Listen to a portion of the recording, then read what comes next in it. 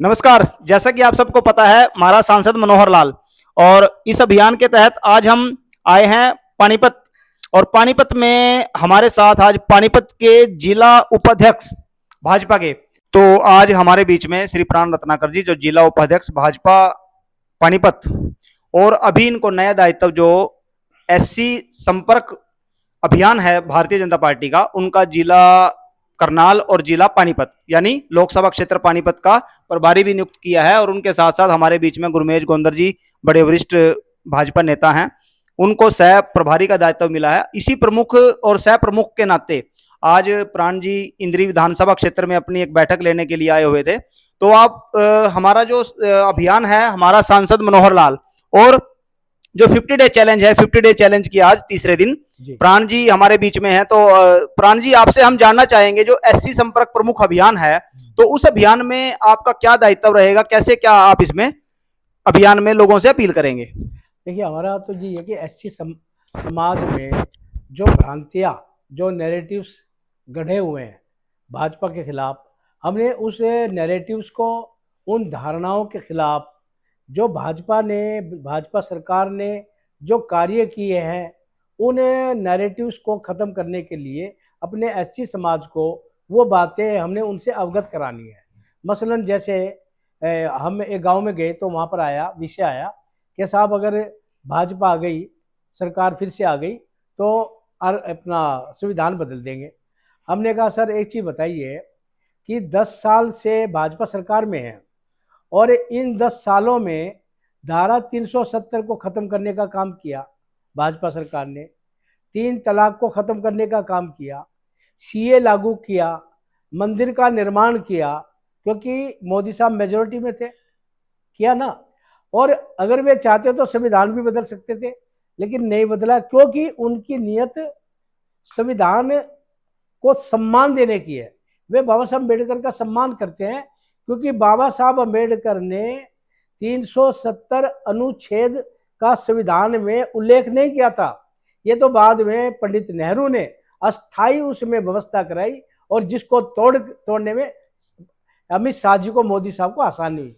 इसलिए मैं ये बताना चाहता हूँ कि बाबा साहब अम्बेडकर के प्रति भाजपा का कितना प्यार है, मोदी साहब का कितना प्यार है। छोटी सी बताता हूँ मैं घटना, क्या आप देखिए, उन्होंने कहाँ जन्म लिया? मऊ में। वहाँ पर एक बहुत बड़ा स्मारक करोड़ों रुपए खर्च करके मोदी साहब ने बनवाया। उन्होंने अपनी पढ़ाई कहाँ की? कॉलेज की पढ़ाई जो वो लंदन में गए, लंदन के उस घर को खरीदा और वहाँ पे एक स्मारक बनाया। इसी प्रकार उनकी मृत्यु अलीपुर में हुई, वहाँ पर एक बहुत बड़ा स्मारक बनाया। उसके बाद उनका संस्कार जहाँ पर महाराष्ट्र में हुआ। अब देखने की बात है कि जब अम्बेडकर साहब की मृत्यु हुई, तो वो इतने बड़े नेता थे, संविधान के निर्माता थे, और अगर पंडित नेहरू चाहते तो उनको राजघाट में, दिल्ली में उनको जगह दे सकते थे। आज जहाँ पे पंडित नेहरू जी की, राजीव गांधी जी की, श्रीमती इंदिरा गांधी जी के स्मारक हैं, तो वहाँ पर अम्बेडकर साहब को भी जगह दे सकते थे, लेकिन नहीं दिया। और आखिर में अम्बेडकर साहब के शव को कहाँ ले जाया गया? महाराष्ट्र में। उस जगह पर बम्बे में भी एक बहुत बड़ा स्मारक मोदी साहब ने बनाया। इसी प्रकार से जहाँ पर उन्होंने बौद्ध की दीक्षा ली, बौद्ध धम्म की, वहाँ पर बौद्ध धम्म स्थल बनाया नागपुर में। तो इतना प्यार वे अम्बेडकर साहब से करते हैं।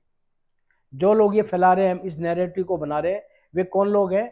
वे कांग्रेस के वे लोग हैं जिन्होंने मोदी साहब को 2 बार इलेक्शन में हराया, जिन्होंने हिंदू मैरिज एक्ट को वापस लेने के लिए पंडित नेहरू ने दबाव बनाया, और जब वो वापस नहीं लिया तो उनको त्याग पत्र देने के लिए मजबूर किया। कांग्रेस ने तो ये कुकर्म कर रखे हैं। अभी मैं आपको एक छोटा सा बताता हूँ। एक वायरल हो रहा है उदय भान का इंटरव्यू, भाषण वायरल हो रहा है। उसमें वो कह रहे हैं कि भगवान वाल्मीकि डाकू थे, और नाम किसका ले रहे हैं? कि अरविंद शर्मा की पत्नी ने कहा। अरे भले आदमी, अरविंद शर्मा की पत्नी ने कहा तो वो वीडियो क्लिप दिखाओ, लेकिन जो तुम भगवान वाल्मीकि को डाकू बता रहे हो तो दुनिया देख रही है ना। वे तुम्हारे राहुल गांधी तो कहते हैं कि राम ही नहीं था, आपकी कांग्रेस पार्टी कहती है कि राम तो था ही नहीं। आपने शपथ दिया बाकायदा सुप्रीम कोर्ट में। राम को आप काल्पनिक मानते हैं। एक तरफ तो आप राम को काल्पनिक मानते हो, भगवान वाल्मीकि को काल्पनिक मानते हो और फिर उनको डाकू कहते हो। आपको शर्म नहीं आती कांग्रेस के लोगों? तो मैं आपसे तेजेंद्र जी, मैं स्पष्ट रूप से एक आपसे बात कहना चाहता हूँ, अगर वास्तव में एससी समाज का हित किसी के हाथ में सुरक्षित है तो वो भाजपा में है, भाजपा में है। और हमारे लिए बड़े गर्व की बात है कि माननीय मुख्यमंत्री मनोहर लाल जी हमारे करनाल लोकसभा का नेतृत्व करने जा रहे हैं।